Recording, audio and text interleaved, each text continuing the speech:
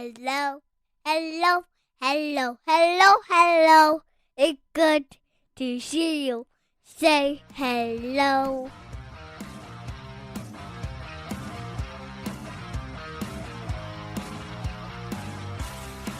Welcome to the Huskies Hockey Podcast. I'm Weldie sitting with Andrew, recapping the weekend that was here in Husky hockey, and I just got a chuckle after we got the wonderful soundbite from Brian Nadolski after last weekend, and then this weekend, we didn't get a quote from him,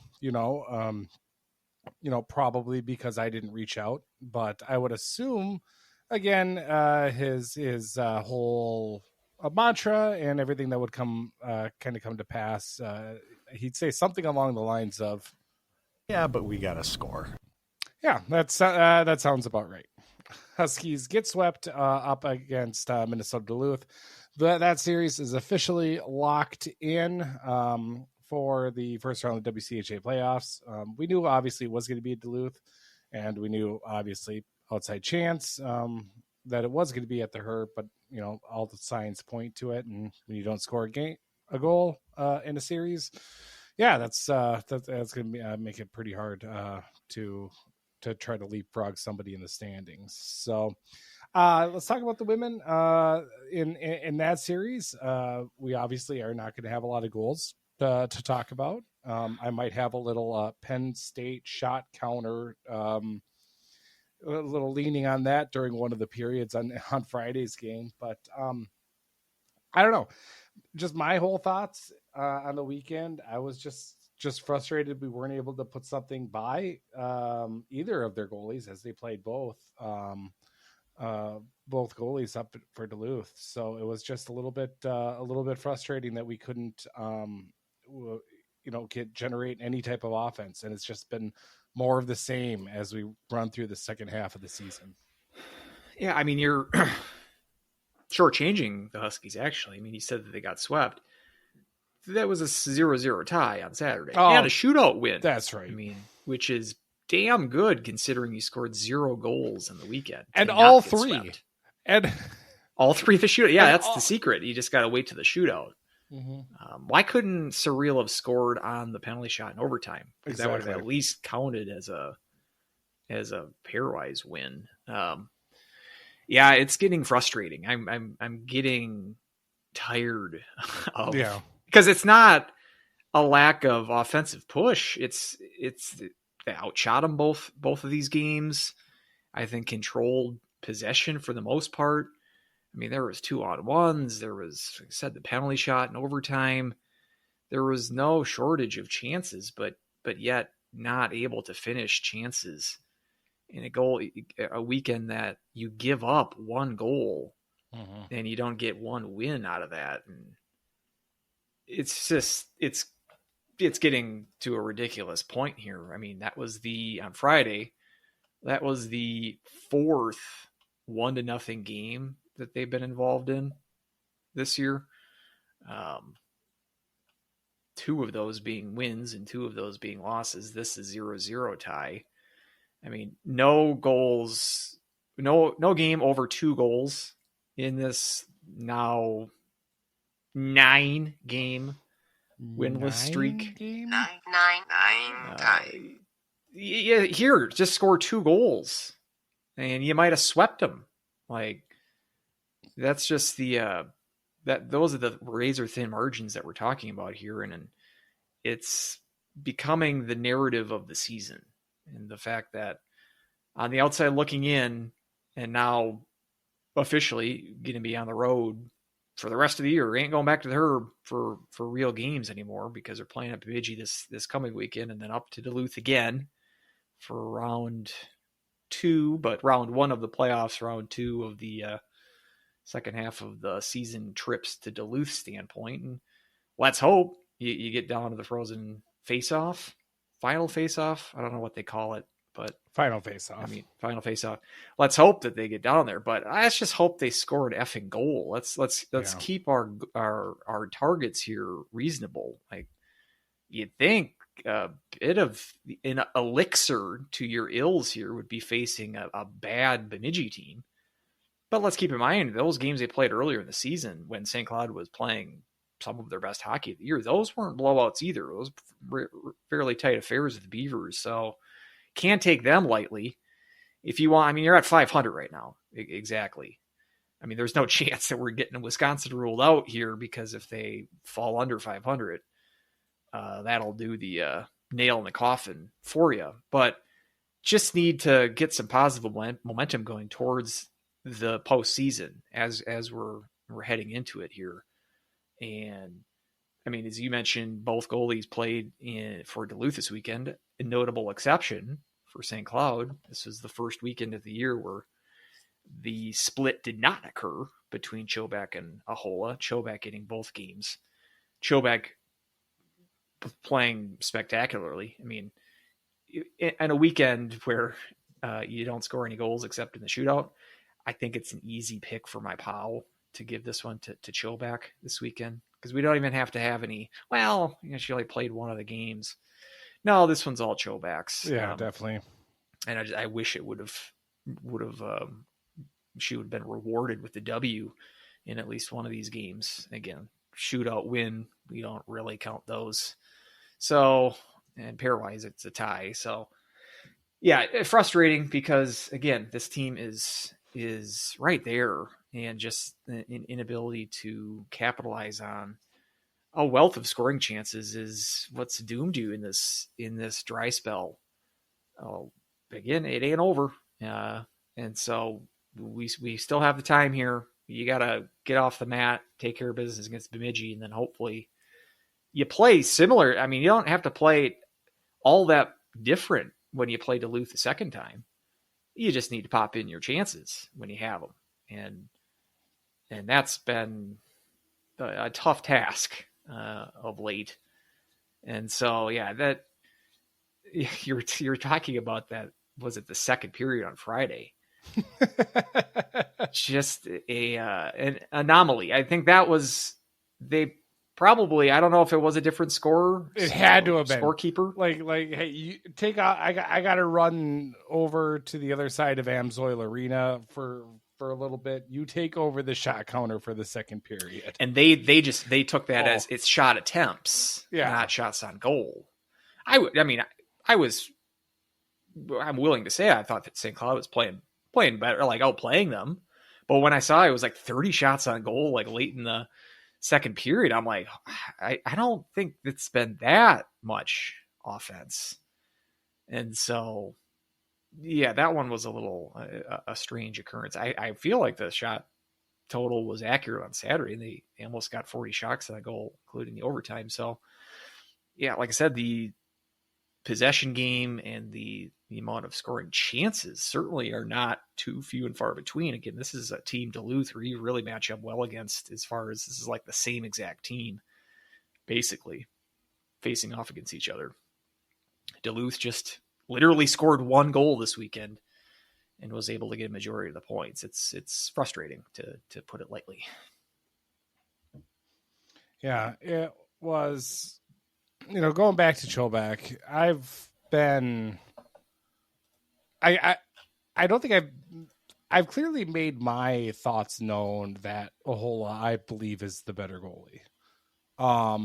But we haven't heard anything about any type of injuries, or maybe it could have been a revenge, factor of her getting to play both games against her old team.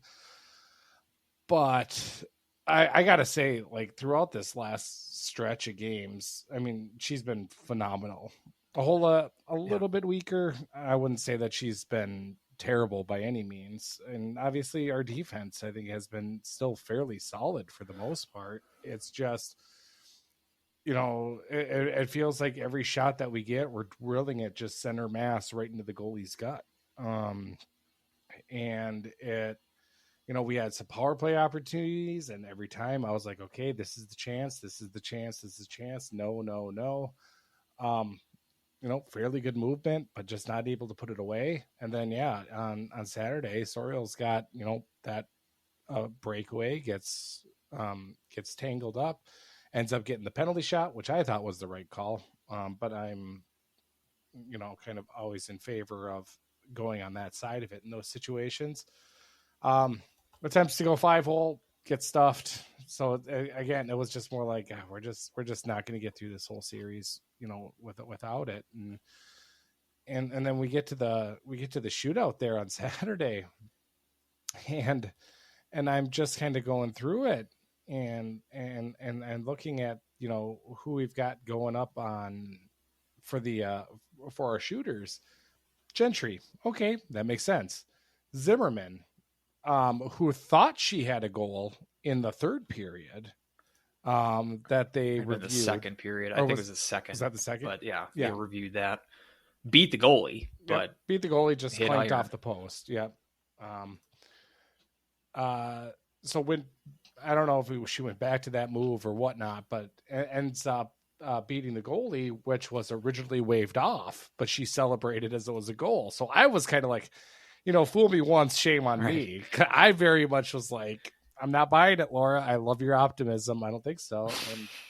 And but they reviewed it, quick review, and they were like, yep, that was a goal. And judging by our camera angle, we couldn't really see, and we didn't have the overhead angle. So that was judged pretty quickly. And I was like, all right, sweet. We got them both. And then Sophiana Sunderland comes up, and I'm just like,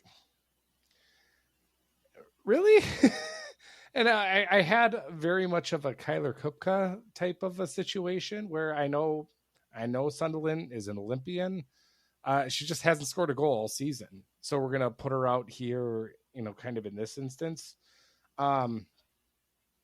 And maybe also a little bit had, went into that situation to where nothing is on the line. Literally nothing. Doesn't count different in the pairwise. We can't move up in the standings. Throw her out there, or maybe she just has the best moves in the shootout, which she clearly made it. And I was like, wow, all season we haven't seen that from her. And to see her kind of put one away and get the shootout victory there was, it was good to see. But again, I was just kind of like, we didn't. I wish we saw maybe a little bit of that spark there sometime during the game. So it was just unfortunate that the series had to go the way that it did. Yeah, I was a little surprised by the personnel there. I mean, only one other shootout this year, and that was at home against the Gophers in December, and that was one where the Gophers won. I think they got the first 2 goals.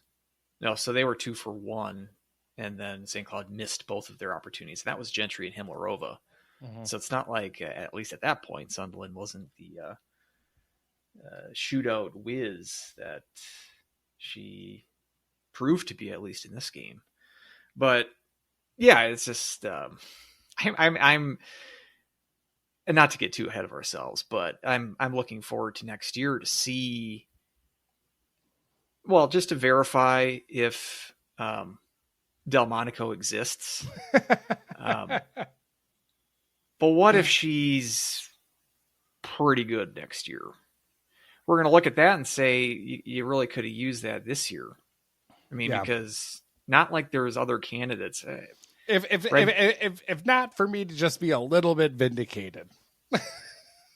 And I don't know if you are just high as a kite. You got me really psyched when we landed that recruit.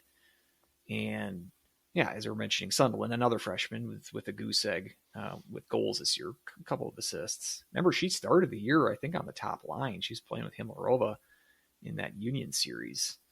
And so she kind of looked good off the bat, but been very quiet of late. Greta Henderson, also a freshman with just 1 goal this year. We've got the grad students. Players like Hoffman have been valuable. Bowlby had a little run there in the first half where she was pretty good. I just had her stats up because I was like, when's the last time Bowlby scored? And yeah, it was December 1st. Cold. December 1st at Ohio State, which was that big 2-1 win. She had the first goal. And also who scored? Greta Henderson scored in that game. So I think if you go back throughout the roster, you're going to see a lot of second half swoons for players, because that's just where, I mean, talking about the 9 games here, not scoring more than 2 goals and getting shut out in 3 of them. Just the 4 goals against Mankato, 3 against St. Thomas. Those aren't like, look at the results that those 2 teams have been against the top echelon of the conference, or only scoring 4 goals on Mankato is kind of an outlier. But that's your high watermark for the second half. Everything else been 2 and under. Yep. And again, you're not giving up a ton of goals here, or in these games either. You haven't been blown away. Some of these scores, are lopsided because of empty netters from the other team. These have all been winnable games for the most part, which is doubly frustrating. Haven't been outplayed by any means. You're right with all of these teams. It's just, it's hard to win when you don't score. I did the math, and over this stretch of 9 games, the Huskies have scored an average of 1 goal every 54 minutes and 12 seconds. So counting the overtimes in there too. Counting the overtimes. Yep. I did have to, because when I tweeted it out, I said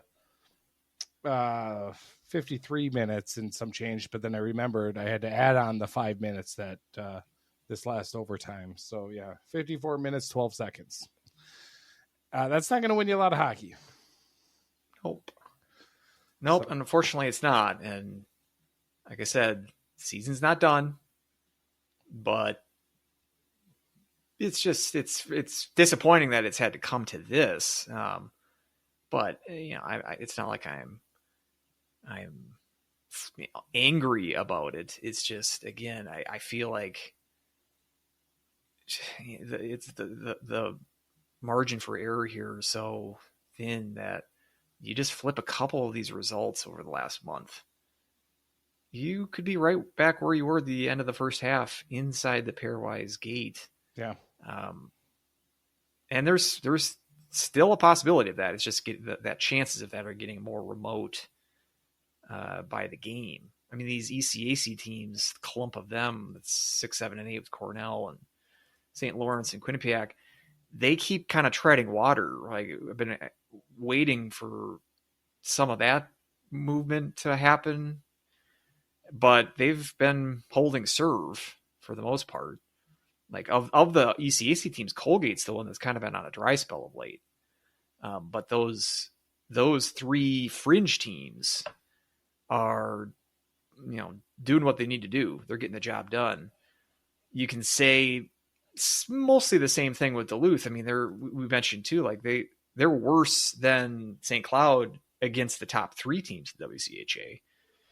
They'll have a chance to turn that around a little bit this weekend against the Gophers. It'd be a huge series, I think, for both teams.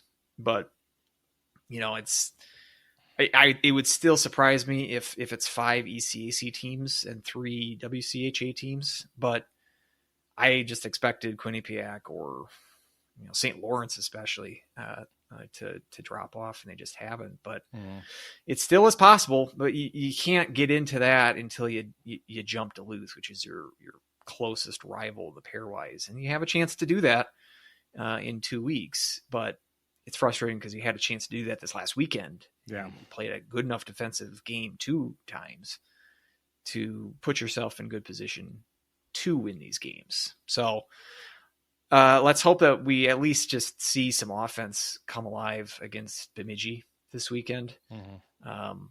Again, I can't be super confident about that, but Bemidji is a terrible team. So if it's going to happen at all, it should. But let's remember the last time you played a terrible team, St. Thomas, you lost to them. So, and that was at St. Thomas. So it's a road game. You can't take anything for granted.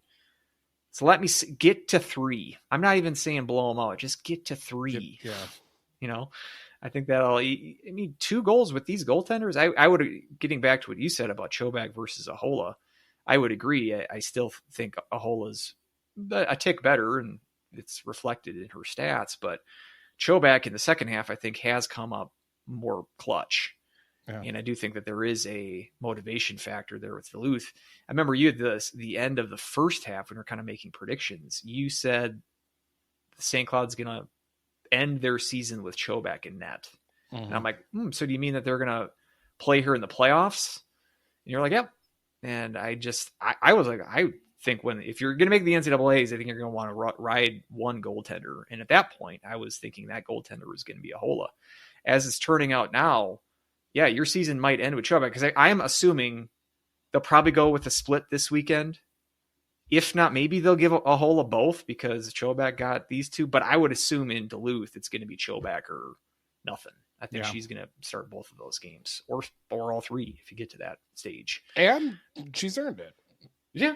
Yeah. So, I mean, they're both, they're both at 940 and a little bit of change save percentage. Yeah. I mean, there's nothing more that these two goalies can do to put you in a position to win. Yeah. The fact that you're just at 500 now it's bitter. It's a bitter pill to swallow, because you've done enough, I think, to flip some of these results just with a skosh more offense. Did you read the Rink Live article about Avery Farrell? I did not. They had a little bit of an interesting tidbit in there. Adolski was talking about how originally he talked to Avery and kind of said that when she, was in the transfer portal and was going to transfer over, like right away, Adolski was like, you might have to sit this year and, take a red shirt, because we got a lot of really strong players coming in. And then he said that he saw her play and was like, nope, we got to put her in the lineup. So I did kind of wonder if maybe Delmonico was originally going to play, and then Avery was Farrell was going to redshirt, but seeing Farrell, they kind of switched that game plan. So, it didn't need to be those two players. I mean, I mentioned earlier, there's other candidates to have. I mean, there was candidates at the beginning. We took the red shirt off of Bray at the point at the midway part of the year. Still sort of doing the, with Himlarova too, there's not been a full commitment on, she's mainly still playing a point. So you're willing to bring a player like that midway through the season and plug her into the lineup in a position, I should say, that isn't necessarily a weakness defense. Yeah. But you weren't willing to do that at the forward position. Now at that time, they were going through quite a bit of injuries. And obviously, Grace Wolf being out for the season too hampered it even more so. Yes.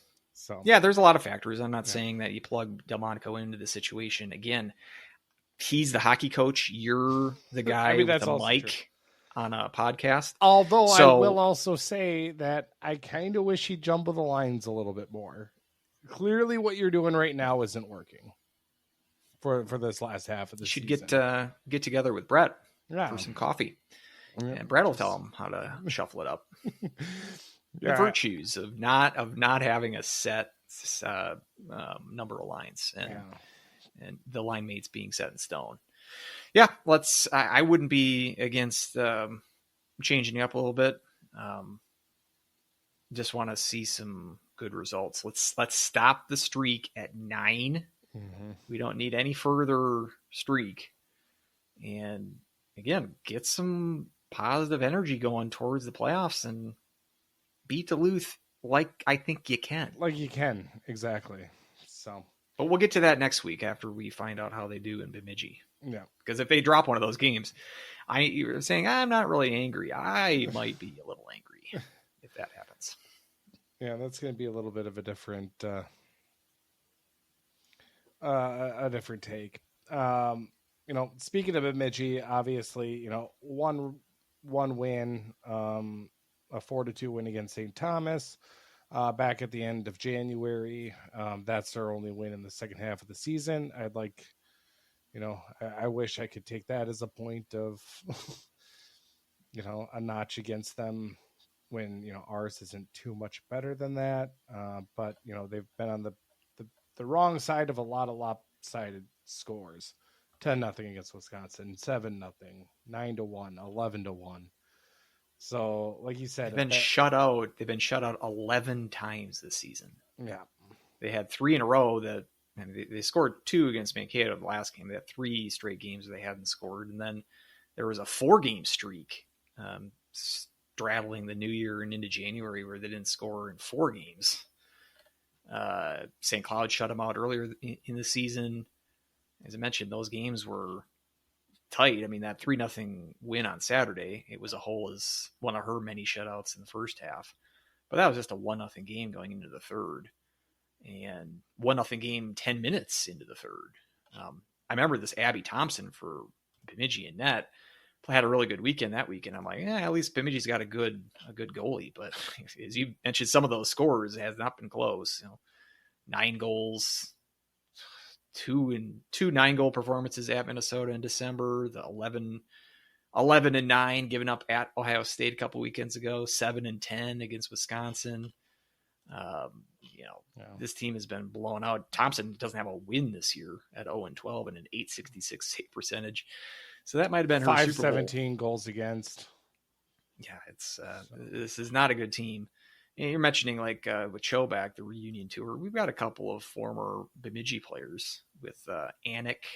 Mm-hmm. Is it Larson? I think I know that there was 2 of them for St. Cloud that who were former Beavers. So maybe they can channel some of their returning to Bemidji energy and help them turn the page, flip the script, whatever the analogy is. Let's get 2 wins this weekend and then set our focus on Duluth after that.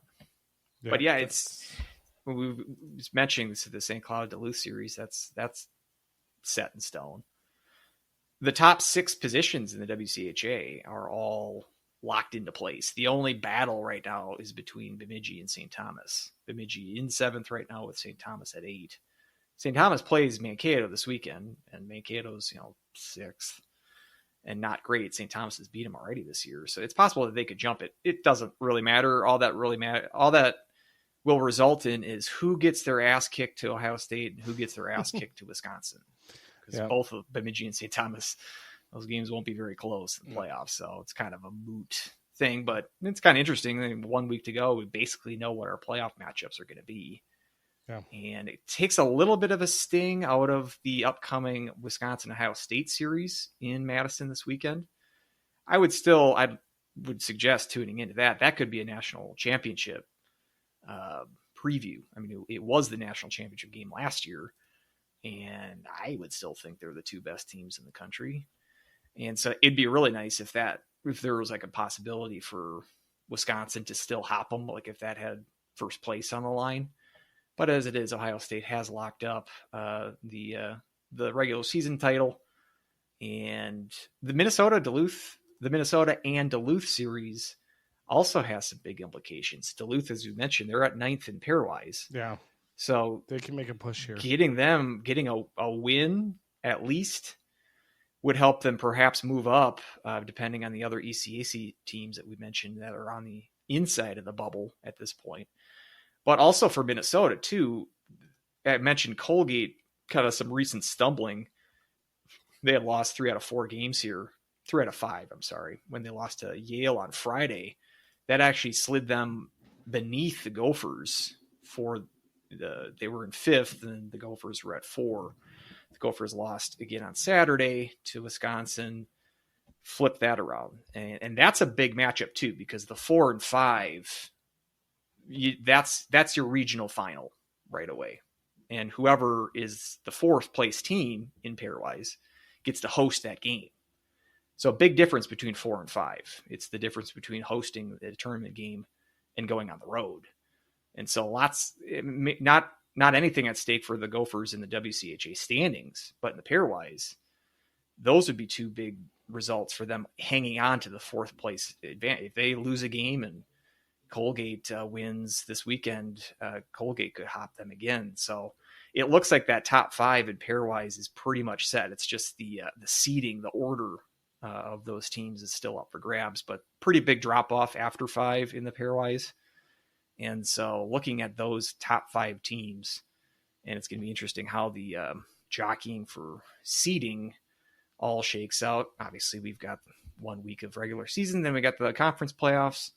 So it'll be a couple of weeks till we know everything, but interesting to look ahead a little bit and what the implications of this weekend in the WCHA. It was, and I watched a little bit of the Minnesota-Wisconsin series as well, and I'm just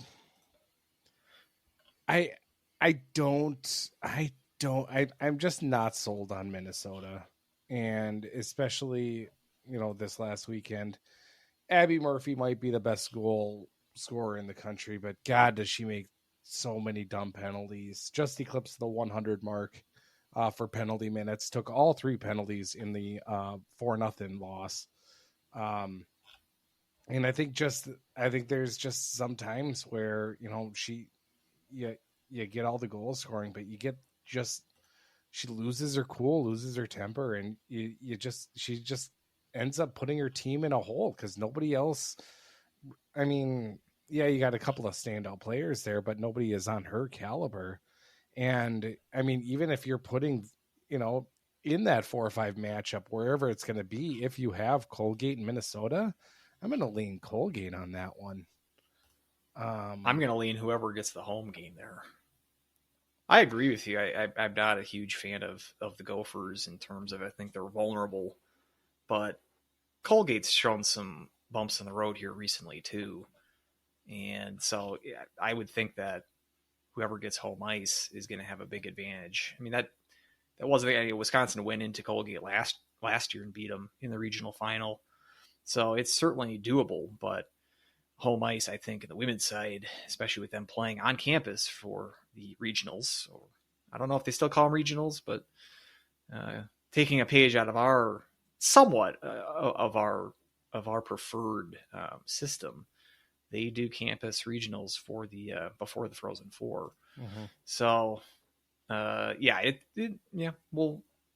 it's likely going to be the matchup. Again, it could be even Clarkson if Colgate ends up winning the ECAC tournament. Clarkson could slide down into that position, but looks like Gophers aren't going to be any lower than 5th. But if Duluth sweeps them, for instance, that could make things a little bit more interesting. But Duluth was swept by the Gophers earlier this year up in Duluth, and mentioning just the one win this year against the top 3, a game that they won in Madison against the Badgers. If they want to improve their position, winning a game here at Ritter this weekend would go a long way towards that. But I don't know. For as much as I am bearish on the Gophers, I'm more so bearish on the Bulldogs. I'm mixing my animal metaphors here, but Duluth doesn't really impress me very much either. I mean, they got a good defense, but good defenses are a dime a dozen in women's college hockey. It's the ability to score the puck.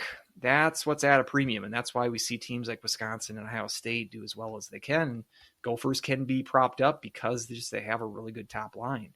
The depth might not be there scoring-wise, but they've got 3 players that the Huskies would die to have on a top line. And yeah, it makes it even more annoying when Abby Murphy is just a hateable player, as were the case. But yeah, we'll see. And I forgot too. So ECAC tournament is starting this weekend. So the regular season is done there. Now the top 4 seeds get buys, and it's just single elimination games this weekend. And yeah, Quinnipiac really the only team that's going to affect. They play Harvard, who's terrible, so they shouldn't break a sweat against them. But we'll see, because I think Quinnipiac's eventually going to play St. Lawrence or Cornell.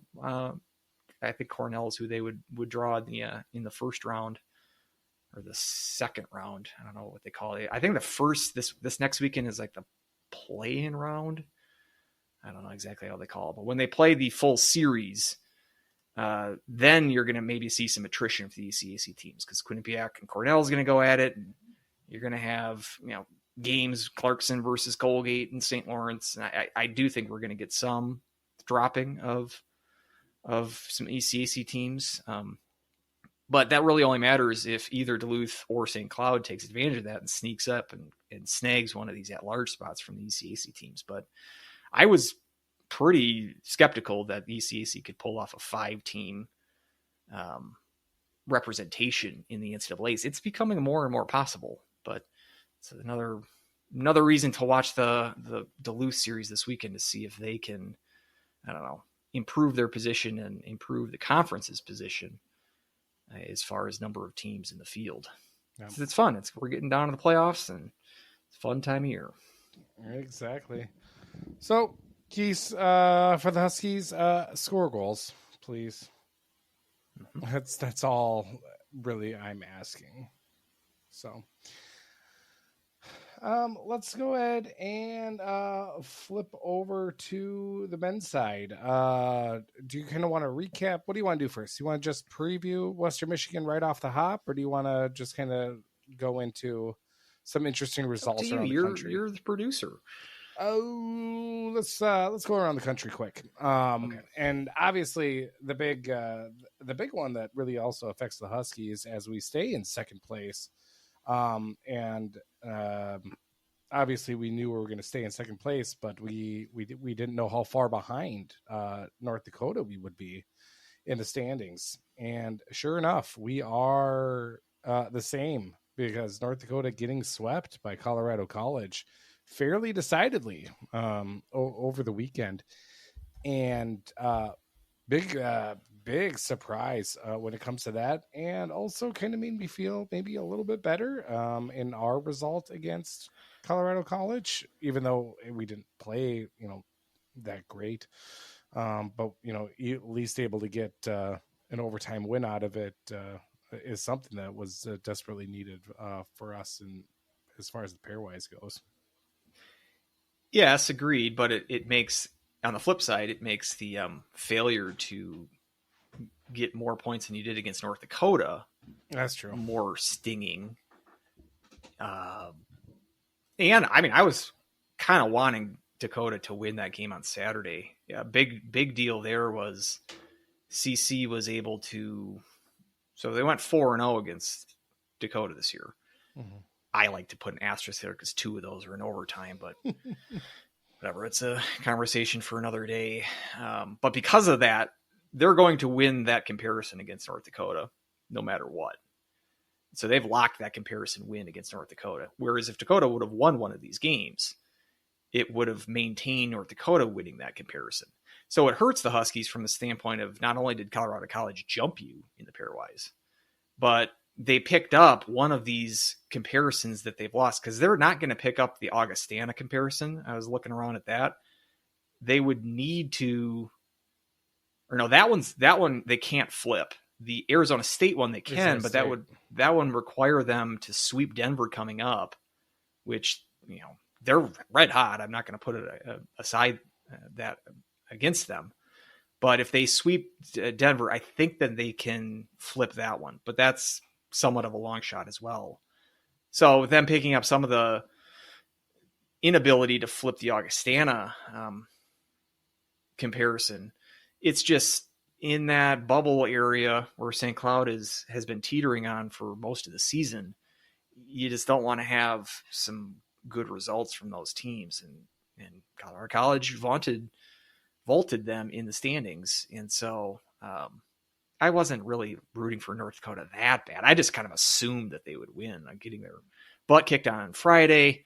We've seen this before, like the game where Cranola scored the Michigan style goal, and then they came back and won the next game. I was kind of assuming it was going to be, here we go, it's North Dakota going to win, but not to be. And our guy, person in net for North Dakota, another not very good weekend. He's below 90% in the save percentage now, which puts a little crimp in the Superman narrative. And he is now, I was checking, I gotta make sure it's tied for 59th in the country out of 84 qualifying goalies in save percentage. Sandwiched right in between the 2 Harvard goalies. And it's not a good position to be in this year. He's a tick ahead of the Sacred Heart starter, It's your guy, Chase Clark. That's my guy. So, and in conference, he's really been struggling all year, really from the first weekend in conference play, giving up 10 goals in 5 periods of work this weekend. Ain't going to do it's not going to do well for those numbers. Not a ton of these were his fault. And that's another stinging thing, because he was doing the same rebound thing against the Huskies, but the Huskies weren't able to capitalize. Yeah. When they played them, it's like that could have so easily been the Huskies in that series this weekend, that in January when they played them. It's just frustrating because those have been huge wins, and it was right there for the taking. But I guess you can't look back on it too much. You just got to look forward. But I would say certainly the biggest surprise of the weekend is CC making as big of a jump as they did. I think they were 18th going into the weekend, and now jumping. Is it tied? Yeah, tied for 11th, but they would be 11th based on RPI. They were 17th. Yeah, 17th. Whereas it's New Hampshire, your guys, your boys, sweeping Maine. How many boys do I have? These are all your faves. Sacred Heart. Sacred Heart, you've been on their bandwagon all year. All year I have been. New Hampshire was your darling in October, and you've stuck with them. You've been faithful. University of and they go ahead and they go out and sweep Maine with similar to CC, kind of convincing scores there, but they don't move up hardly any. I don't know where they were. You're usually good at tracking like the history of Pairwise within the season. I don't know where was New Hampshire, because I feel like they were right there at 17, maybe 18 or 19. I'm sure they probably moved up a little bit, but they were at 16. New Hampshire was at 16, and then they swept Maine and went back a spot. They went back a spot. How's that for a system? Yeah. But so yeah, go figure. But the other kind of bubble teams right around St. Cloud's position, some fairly decent results for the Huskies from the Huskies standpoint. You had Cornell tie Yale, which dropped them below the Huskies.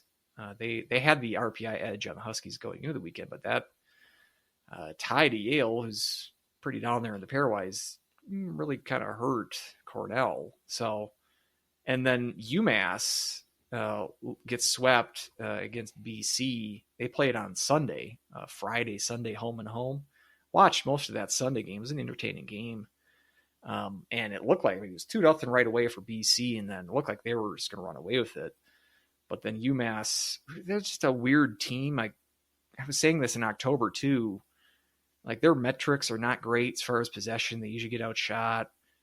This game, it was like 2-1 getting outshot, but they're an opportunistic team. They kind of remind me of Omaha back in the day, back in like the Ortega years, where it seemed like they would get outplayed a lot, outshot, but they'd be able to pounce on the opportunities that they got. And UMass was able to get a lead and then tied it up. BC tied it up. UMass gets a lead again in the third period, getting in some penalty trouble, which did not please Carvel and company. No, he had some comments on that one.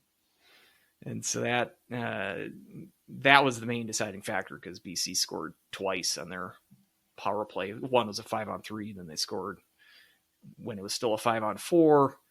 And that was a big result too, because that drops UMass below the Huskies as well. They were at 11 coming into the weekend. And if they would have won that game, especially being at BC, that would have, you'd think, risen them a couple of spots in pairwise. So as it is, they drop. And Michigan also splits against Penn State. And so they don't have, they don't take advantage, and perhaps they could have hopped the Huskies with a sweep this weekend as well. So of the, other than CC, the other teams, Providence played BU this weekend. They didn't, I think they tied one of those games, kind of held serve. They're another team that's right there. So yeah, they're actually tied. CC, Providence, and SASU all at 52 comparisons right now. And so a lot to be sorted out. And the RPI difference between, really 10th through 17 is razor thin. Yeah. And so it's anyone's ball game Nothing has been clinched, obviously, for any of those teams, but at least St. Cloud, from that perspective, a somewhat positive weekend, because some other teams had an opportunity to jump you and failed to do so. So I like that. I was looking at the as to what happened for New Hampshire. 16 47 pairwise comparisons, and again 47 pairwise comparisons. So the fact that they didn't flip any after this sweep, and then combine that with CC's jump up, is I think kind of what did them in. Yeah, and it's, you see a lot of this, like, oh, my team had the same results as Team B, but Team B rose 3 spots and our team didn't move any. We have the pairwise. We can look at the pairwise at any time, but you kind of think, you've made this point before, like, it's at the end of the season that really is like all that matters is the overall math, not the one game differences. Yeah. And so, yeah, I'm not saying that the pairwise is rigged or anything, but they just can have some quirks like that when you look at it game to game. But keep in mind, this is just taking the entire season as a whole. It's clearly rigged against Arizona State. I mean, that's what it comes down to. You got to get that resume. They won 20 games this season. So good. That one will never get old. There's some, like, it'll be in a couple years, instead of us referencing the Lowell Sun, we'll reference the Sun Devils. And their Twitter account. It'll be on a Wheel of Fortune before and after. It'll be the Lowell Sun Devils. There you go. So, yeah, I like that. No, I mean, if there's anything about this podcast and who we are, we're still going to reference a lot of things that are old. So, sure. You're going to get a fair amount of Bob Seger references. Too many, according to some listeners. But that's just what makes this show so charming, and why you keep coming back and listening to it. Gluttons for punishment. I know. That's the word. Some of those, I love those bits though. I remember the one, because sometimes they kind of grow with age. They get better with age. It's like a fine wine. The one that I didn't really register with me at the time, but I keep coming back to, is the Yukon AD, who is pissed off about them dumping Stonehill from the Pairwise last year. That one's gotten better as the more distance we've gotten from it.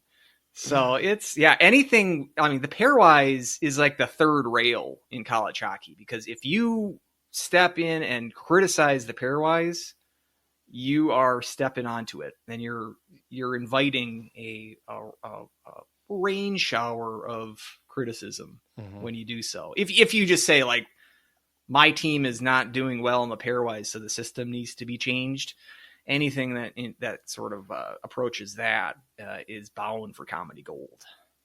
Woden is going to be sharpening his pencil right away. Oh, I'm assuming he's got a whole box of sharpened pencils and he's ready to go. This is his time of year. This is when he shines the brightest. This is his moment. He wakes up. He's like, I've been summoned.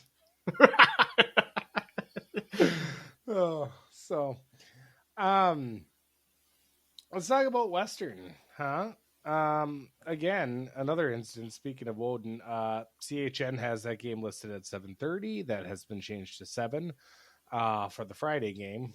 So keep in mind on that. Good. Thank you for letting me know. Hey, I'm a man of the people. I've gotten burned too many times through CHN, so I like Google the official team schedules now. I don't, because I don't know if it's my app is weird, but it's still like will list games at 5 p.m. when I'm like, I know that's not correct.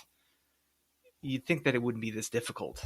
And it wasn't this difficult in years past, but we have gotten into the app regression era. It was more reliable 5 years ago. Why is that? But so thank you for letting me know, because I was That's actually Taylor Swift's next album. It's the App Regression era. That's her next era's tour that she's going to be going on, is App Regression. So I look forward to that. Western and Huskies have won 4 of the last 5 against Western. Swept them earlier this season in a surprise sweep in Kalamazoo back when we were flying, high on the Molinar train. I don't know if he even scored throughout that series. I should double check, but I think he did. I'm just doing it off memory. I think he did. Yeah, he did in the Saturday game, the 3-0 win. Okay, VT, Ashan, and Molinar. That's right. So, so it's been kind of interesting here for Western. They went through that stretch there in January. Started with a loss to Miami, they lost to Minnesota Duluth, and then the 2 overtime losses to Colorado College, then a loss to Denver. Had a tough go of it. Able to then spank Denver and Omaha before losing in overtime to Omaha in the second game. So it's seeing these two teams kind of battle it out again. This time at home, where the Huskies actually haven't been incredibly impressive at home as much as they have been in years past. So it's going to be kind of another matchup where we've seen this team before. Granger and Wendt have been really leading the team. Bump has been a good addition for them as well. Cameron Rowe has been solid, although Huskies seem to get his number. So we'll see how this weekend goes. What are you kind of looking forward to out of this Husky squad? Yeah, Western, a kind of a weird season. We've mentioned a couple of weeks ago the Charmin non-conference schedule, and we're kind of wondering how well they've basically been at like 10 in the pairwise for 3 months. It seems like there's been little movement there, even with kind of a cake non-conference schedule, and as it is a below 500 conference mark. Keep in mind though, they've been terrible in overtime, so 0-5 in overtime, so 17-10-1, but that's counting 5 overtime losses, so just 5 regulation losses for them this year. Again, keep in mind the 10 games of non-conference couldn't have been any easier. I guess it could have. And that's like not hyperbole. Stonehill, right? Stonehill would be worse. So I guess there is a lower. Although, I mean, we completed the circle of suck with Lindenwood losing to Stonehill. So if you want to use that transitive property. Yeah. And so Lindenwood at third to last, Ferris, Effin State at second to last, and they played them as well. Western did. I can't believe we lost them in the regional. Like what a and that's not even the worst of them. That's the worst thing, because he still got Air Force and AIC.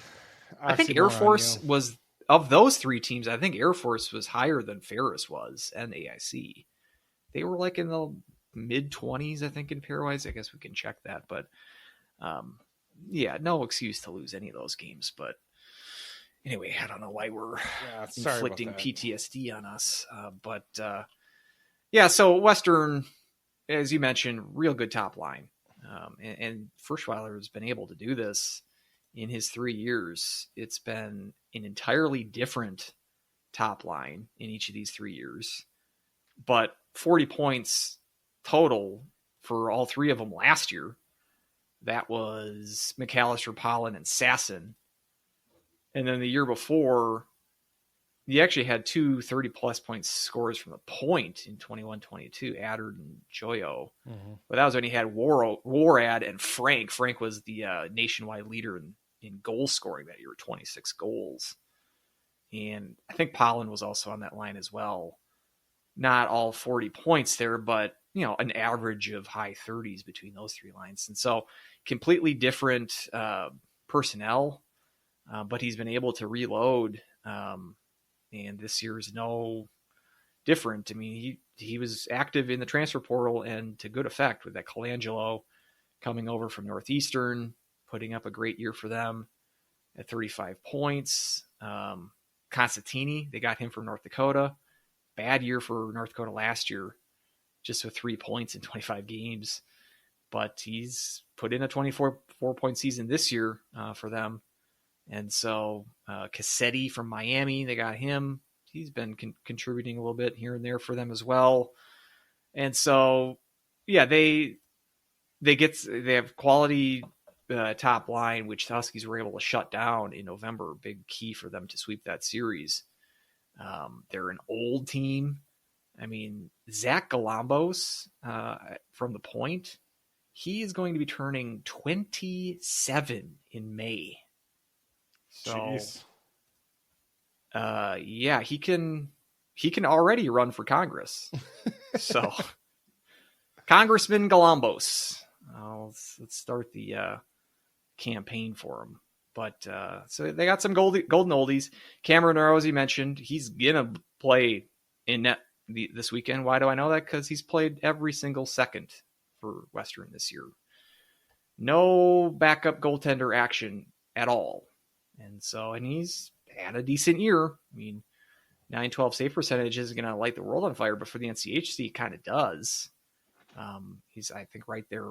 Mbarico is kind of staking his claim as kind of the clear top goalie in the conference. But Rose had a good year as well. Again, propped up a little bit with that non-conference schedule. Keep that in mind. But of late, he's been pretty good for them. But as you mentioned, Huskies were able to get 2 wins against Rowe in November, and they go back to him, some history with him with Wisconsin. They've had some success with Rowe and net. It's hopeful that continues. I mean, it's a big stretch for Western Michigan in their schedule. They got back-to-back series here at St. Cloud and then at North Dakota. And so big road test here for them. And they've been better on the road. We mentioned, Huskies kind of been struggling at home this year. Western, we kind of think of Lawson as a house of horrors, and it has been for the Huskies of late, other than, this is the first year they'd won a game there in several years. But they've been better on the road this year. Western has. And so something about getting away from the Lunatics has been the recipe for success for Western. And so it's going to be a challenge, that's for sure. But I think with the Huskies having success with this Broncos team earlier in the season, it's a big weekend. As you mentioned, to kind of start this conversation, Penrose is kind of back into play. Yeah, it is. I was sort of writing that off already. But I still think they're just 1 point behind. I still think North Dakota, they're likely going to have any tiebreaker over the Huskies as well, because they don't play 2 series this year. The first tiebreaker will be regulation wins, with which North Dakota still has the advantage over the Huskies on, I think, by 3 regulation wins. Or no, just the 1. So that's possible, I suppose. But I don't know. I'm less huge on getting a Penrose. I just want this team to use this last off weekend, the success they had in Miami, kind of turning around their slump. We need at least a win here this weekend, and if not more than that. You got Western, you got Denver coming up, both top 10 teams. So it's not something where you need to sweep, but that would really be good. Then you got Duluth to end the regular season. I'm thinking kind of like 4-2 is kind of what you want to do in these last 6 games, however you get it, I think. But that would mean not having a winless weekend like you had for 8 games in a row or whatever it was. Getting a regulation win or 2 this weekend would go a long way towards cementing the status of them being in the tournament. It's not going to be easy, but I think that this is a good matchup for St. Cloud.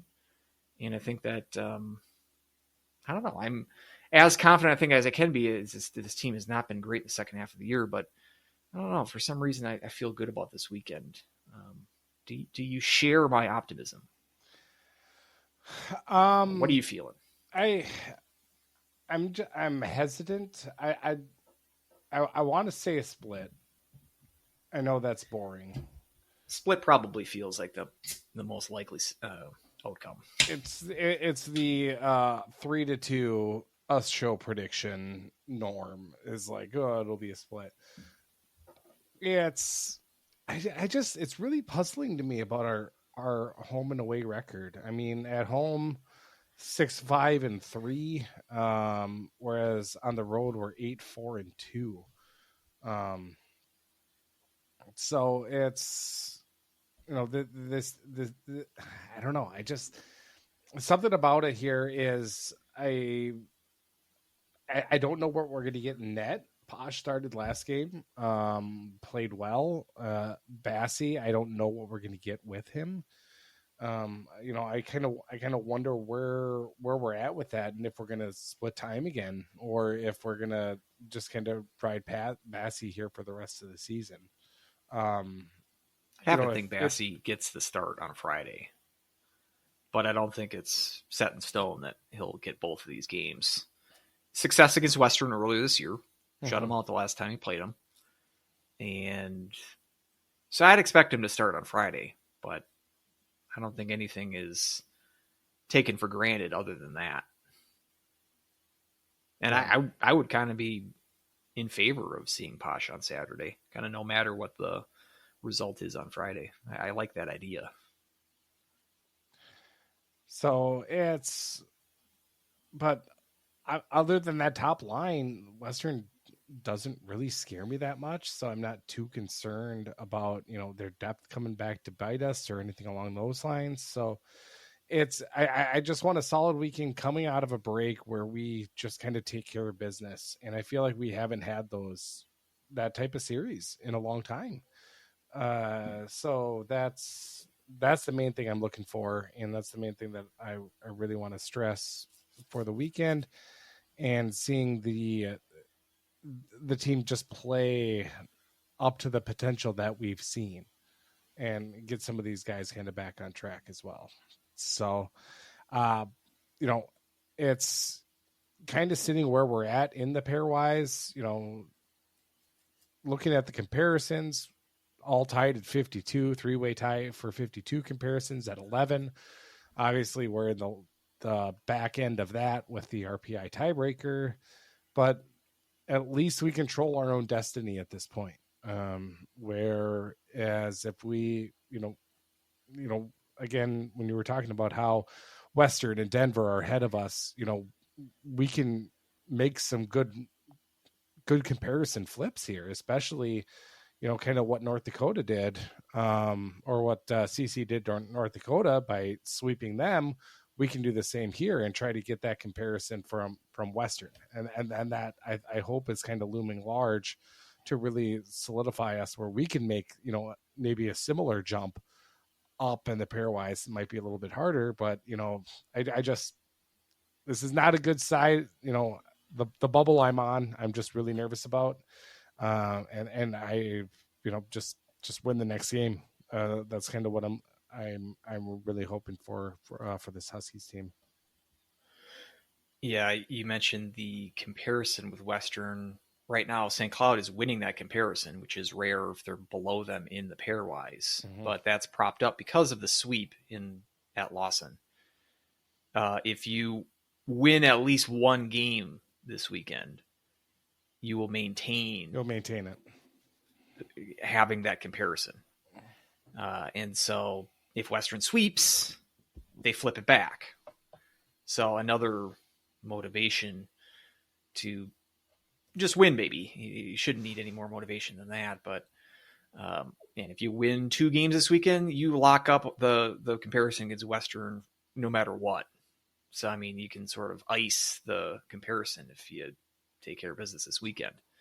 So keep that in mind as well. Another benefit to just winning. So,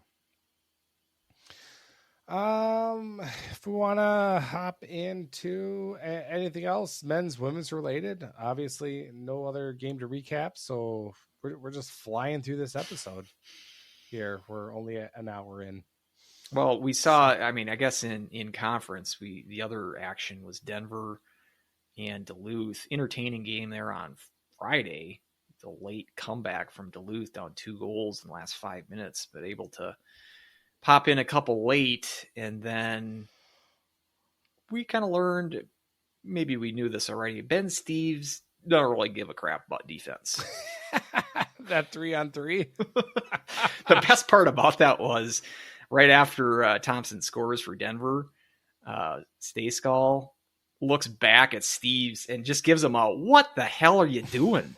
And Steves, you can tell Steves is kind of like, oh, come on, man. I thought Stayskal was complaining to the refs for some reason, but no, after I watched it a few times, he's clearly calling out Steves. Steves, for a guy, I don't know what he was doing. Yeah, but Steves lost his guy and then decided to just abandon him. Like, not even lost him, just like...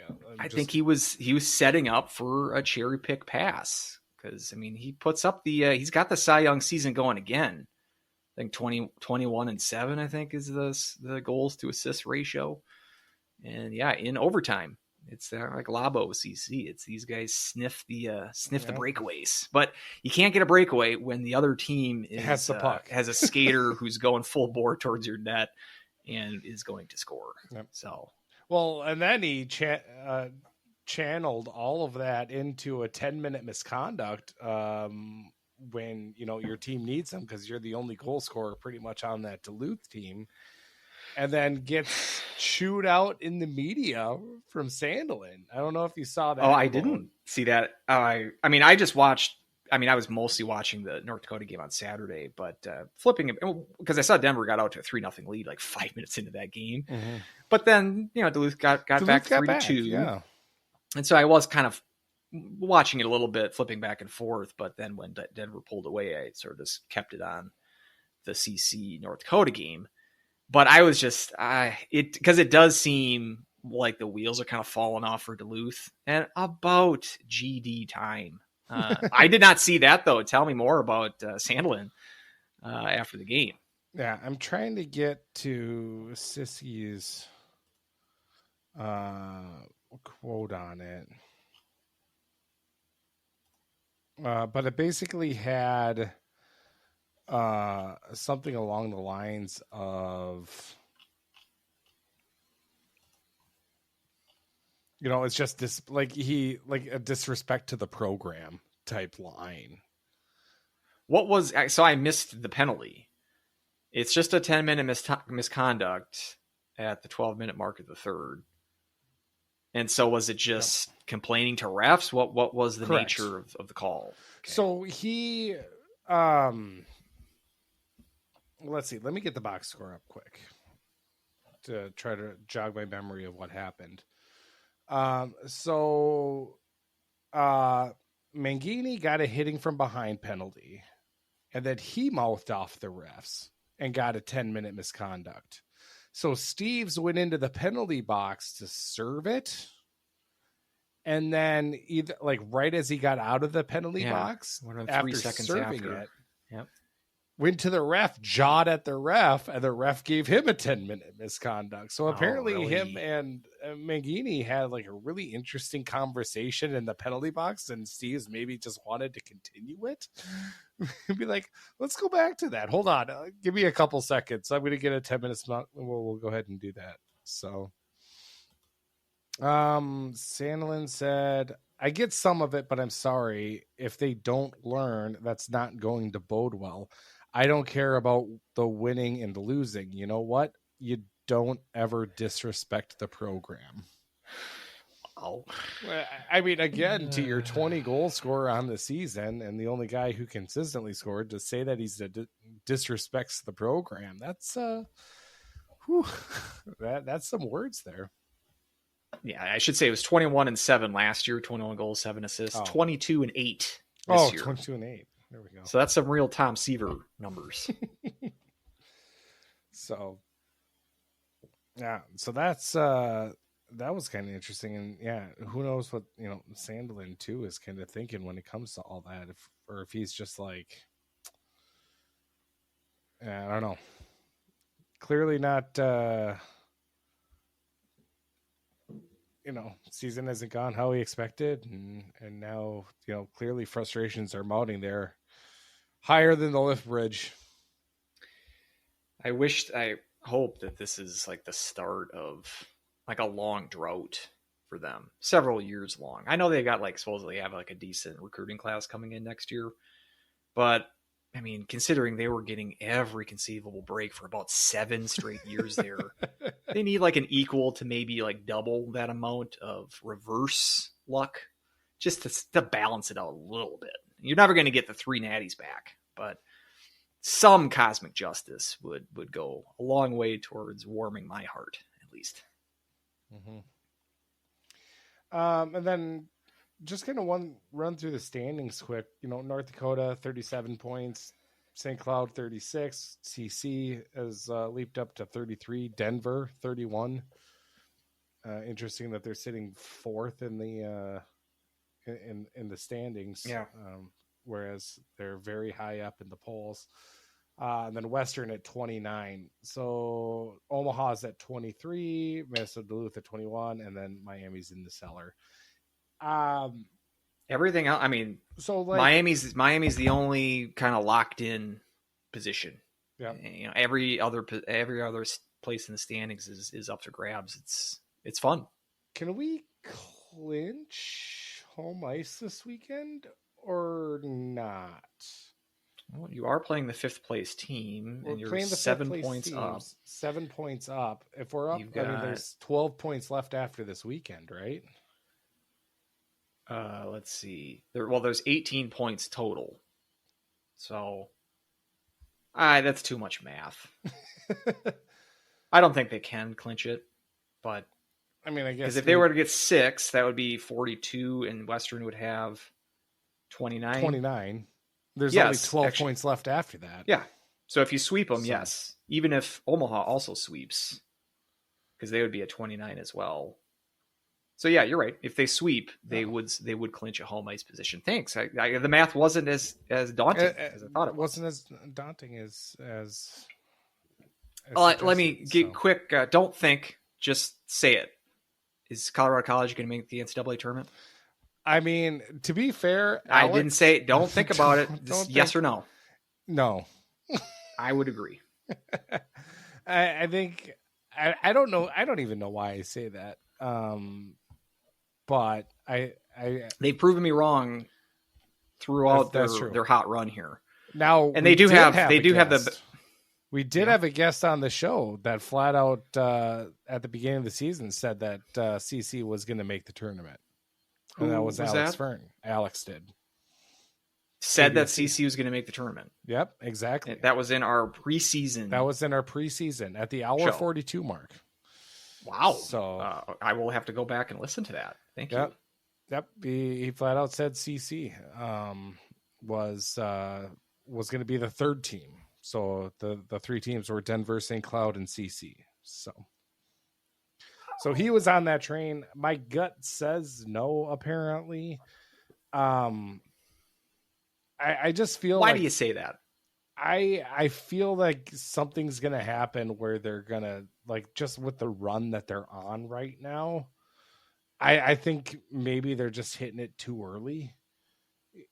Kind of like your horse racing. They're going to, okay. They're quick out of the gate here, but they're going to lose steam. So I think this weekend's a big one for them. I remember last year. Yeah. Last year it was we did the same thing with Omaha, and we're like, because they were threatening either 2nd or 3rd, and it was surprising they weren't supposed to be that high last year, and they went out to CC, a CC team that was towards the bottom of the standings, and we're kind of like, all right, Omaha, prove it. Prove that you're worthy of the top half of the conference. And I think they got swept that weekend at CC. And we're like, well, see, I mean, that's what you get. Now, this is CC going to Omaha. And Omaha is not a bad team, but they are bottom half of the league. And this weekend would go a long way for me to say, you know what, CC, I think they are for real, and they're going to make it. I should say, too, I mean, they do have the best goalie in the conference. I think we can agree on that. Correct. And part of the not regression, but progression to the mean, because when they're playing St. Cloud, I mentioned this 10% power play Well, they've been able to work out some of those kinks, namely with 4 power play goals in the Friday game against North Dakota. 4 goals for that Wisdom by himself. Mm-hmm. And a couple of those on the power play. So, I mean, it's you can't stay at 10% their power play. So, through the entire season, that was bound to go more towards the average. So if they can figure out their power play, as it looks like they did no power play goals on Saturday for them, but if they can work out those kinks, that'll go a long way for them to be legit. And if they get some more depth scoring other than that top line with Laba and Wisdom and Vremyev, if they can get some depth scoring, and if Barco keeps playing as good as he is, they certainly can.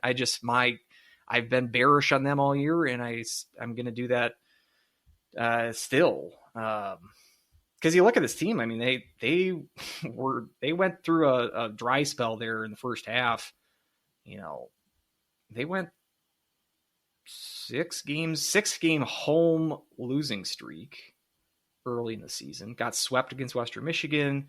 They got pounded by Denver 6-1 and 5-1. That lost that Augustana game that we've mentioned is still hurting them because it's dropping that comparison to them. And so, and their non-conference wins up to that point. Union, Long Island's not going to really turn many heads. Winless series against Arizona State. Arizona State's best wins this year, best results in terms of pairwise, is that CC series where 2-2 tie and a 2-0 they win. They did take care of Minot.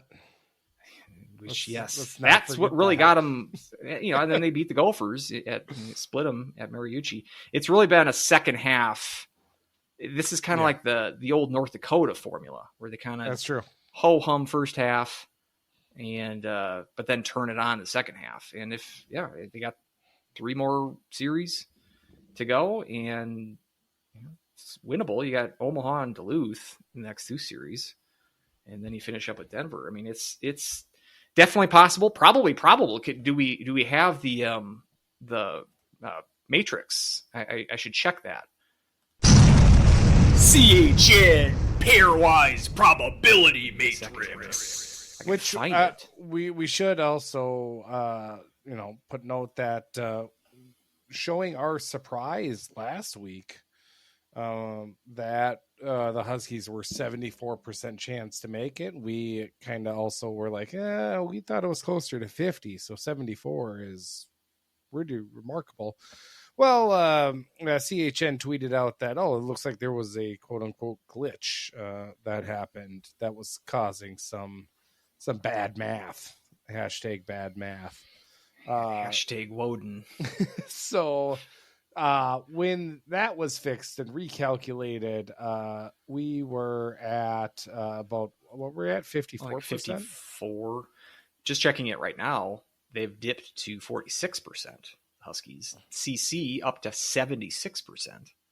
Now they do their matrix, their probability simulations based on Cratch, which is a rival RPI formula. And so it's counting UMass as still 12th place because they're higher in Cratch than they are in Pairwise.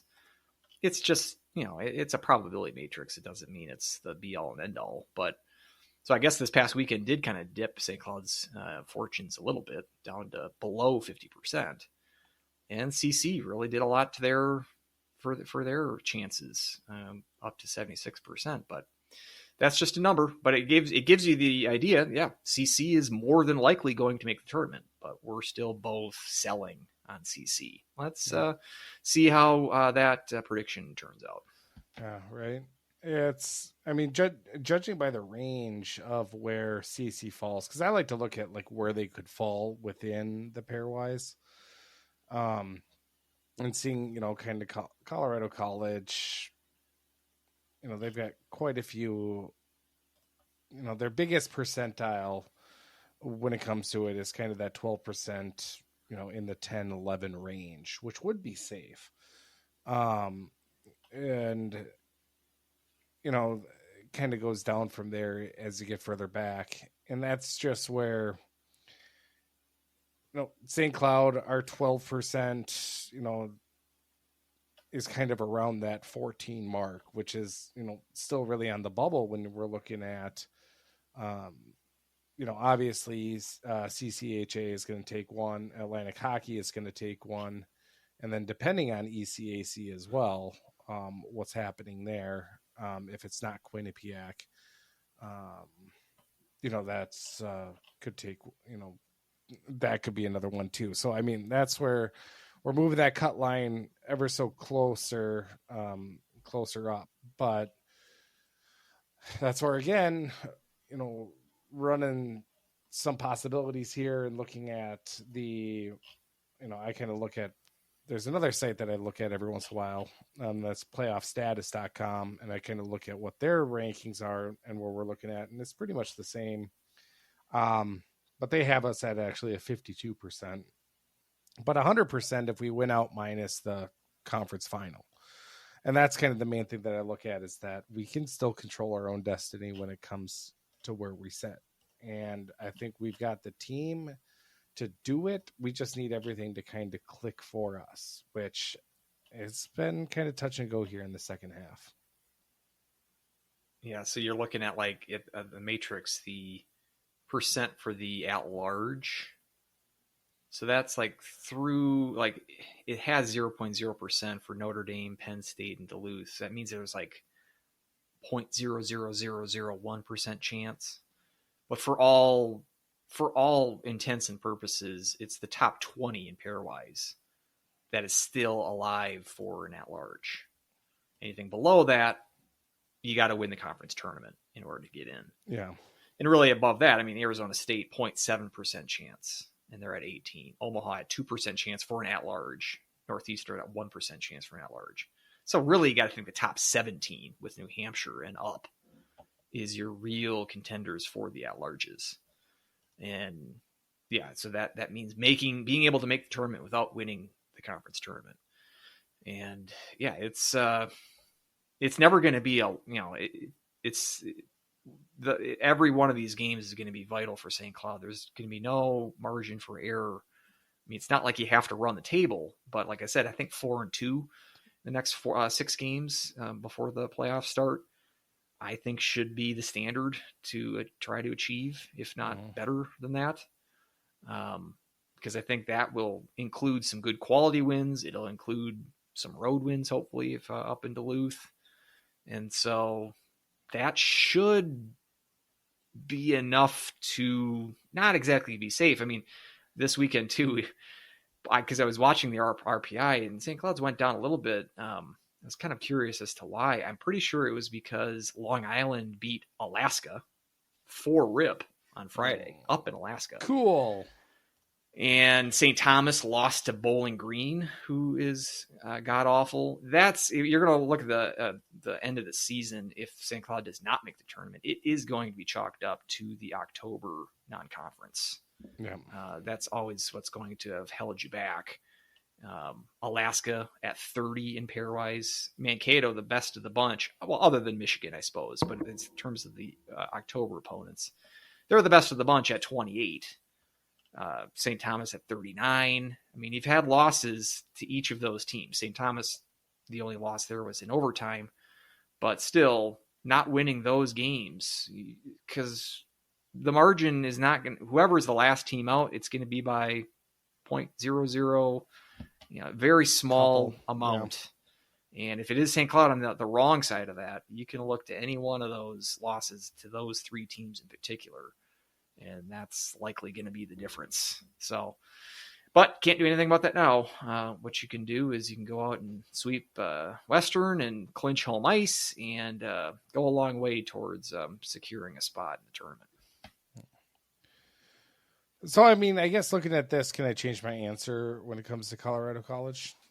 I wanted a gut reaction. I didn't want you to think about it too much. And I didn't look at that number either in the matrix. Prior to me agreeing with you that they're going to be out.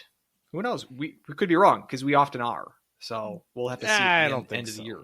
I don't think that would be a good one for Alex Fern, though. You should have put some money on that this start of the season. Could have made. I bet that would have been some good odds there.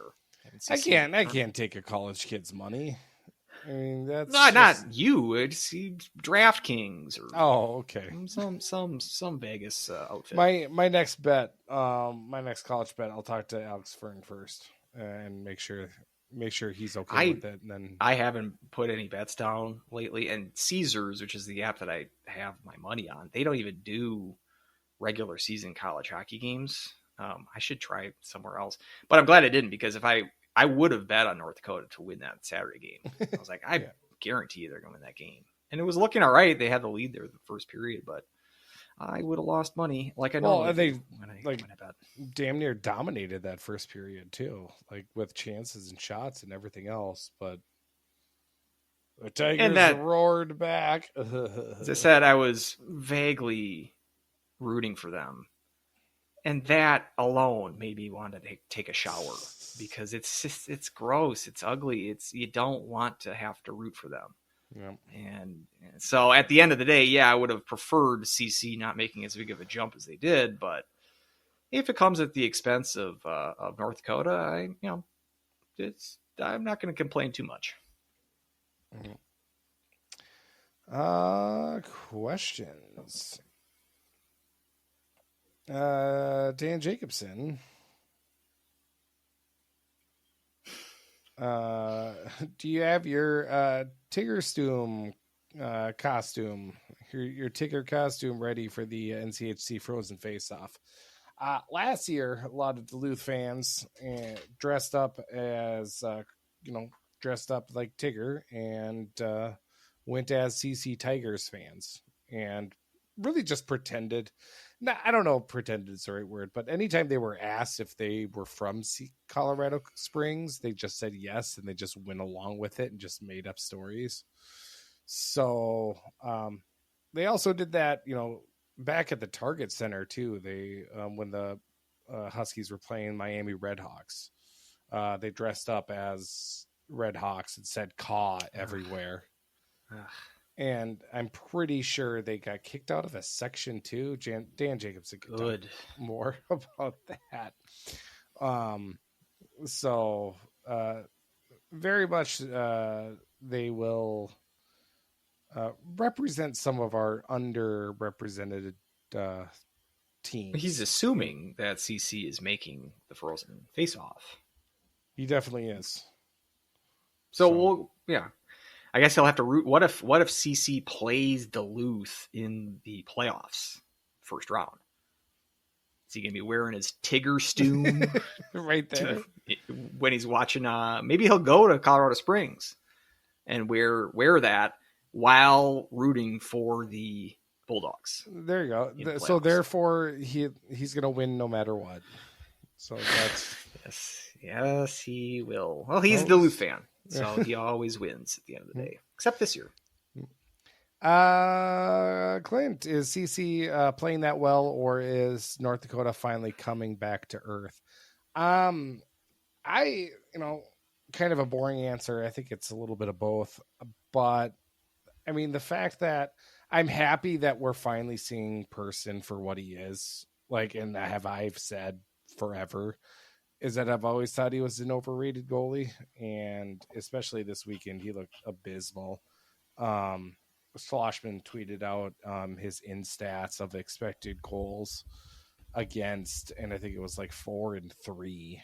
So the fact that he gave up so many, is just kind of telling. And, obviously I think North Dakota is still a team to kind of reckon with, but I've always thought they were overrated, especially when the Huskies played them. But I do think, CC is playing right now. They really frustrated St. Cloud State, but I think the gas is going to run out for them here shortly. So that's my thoughts. Yeah, I would tend to agree. I remember prior to this weekend, I mean, the season's not over, but Mberico went a long way towards solidifying his goalie of the year status for the NCHC. Let's say North Dakota split this weekend, or if North Dakota was got the majority of the points, I would almost, it's kind of like a Corona situation where the narrative and the veteranness drove the narrative last year for him to win the goalie of the year. I was almost willing to bet that Person was still going to win goalie of the year just because it's been the narrative since he got to North Dakota that, they finally picked up a good solved goalie. It. Yep. Solved their problem. And I was solved it with Driscoll. It was looking that way because when the Richter, this is the Richter Award, not the conference goalie of the year honor, but when the Richter watch list was announced, that was like the beginning of January. There was 4 NCHC goalies on it, and Barrico was not one of them, and Person was. Then fast forward to this last week where the semifinals, the top 10. So that watch list doesn't necessarily mean anything. It's not like you have to be on that list in order to advance to the semifinalists, because the top 10 were announced and Barrico is on that list. Person's obviously not, because people have finally seen, 59th in the country in save percentage. I think the watch list was literally a benchmark of you have to have these stats. And I think Barrico was just under on one of those stats. There might, you might be right. It was something kind of like that, where like a technicality, it's like, here's the watch list, but they like literally did 2 filters and was like, that's everybody on the watch list. Yeah, there was 32 goalies on the watch list. You gotta meet some academic standards, minimum GAA and save percentage standards. Yeah, but I'm surprised because I know when Barrico had, like I said, that first half of the year he wasn't putting up great numbers. So it's possible at the halfway point of the year he wasn't eligible on that. But Person since the conference slate has started has not been. It's like 880 something in conference save percentage all year, basically. So I was just worried that the narrative was going to be too much to pass up. But I think the wins, the success on the ice, because we thought Barrico should have won goalie of the year last year, even with a bad win-loss percentage, because his team wasn't very good. Even Latkozy, I thought, had a better year than Corona did. He was the other finalist. But it seems like, again, winning does a lot to turn around those kind of narratives, and CC, to their credit, has put themselves in the spot where they're getting due respect. Not exactly from us, but I still respect them. I think it's not going to happen this year, but I could very well be wrong.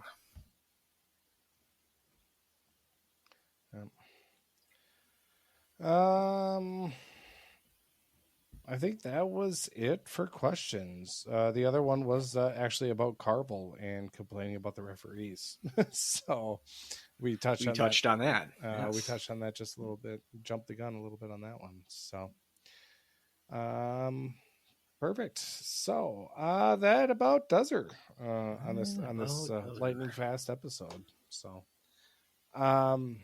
catch me at More Clappers, MOAR, More Clappers. Andrew, you can find him at Andrew at greenground.net, and then also with email, Huskies Hockey Podcast at gmail.com. Either one of those will put you in touch with me. Perfect. Sounds good. Thank you everybody for listening. Until next time, go Huskies. Woo! Woo!